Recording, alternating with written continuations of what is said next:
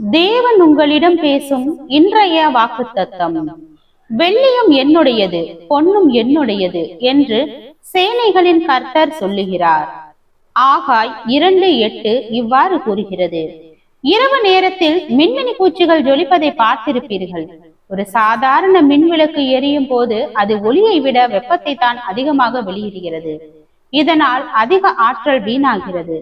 ஆனால் மின்மினி பூச்சிகள் தங்கள் உடலில் உருவாக்கும் அந்த ஒளிர் குளிர் ஒளி என்று அழைக்கப்படுகிறது. அது 100% ஒளியாகவே மாறுகிறது.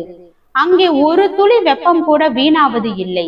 தனக்கு தேவையான ஆற்றலை தானே தயாரித்து எவ்வித இழப்பும் இன்றி அந்த இருட்டிலும் அது பிரகாசிக்கிறது.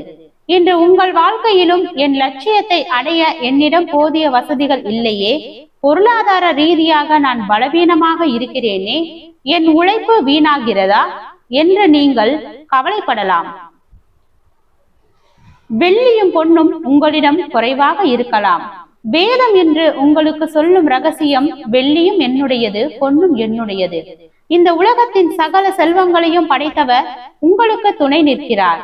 அந்த மின்மினி பூச்சிக்கு தேவையான ஒளியை இயற்கை எவ்வித இழப்பும் இன்றி தருவது போல உங்கள் தேவைகளை தேவன் சரியாக சந்திப்பார்.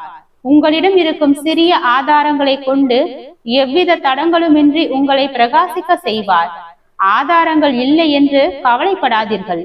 ஆதாரங்களின் அதிபதி உங்களோடு இருக்கிறார். ஆமீன்.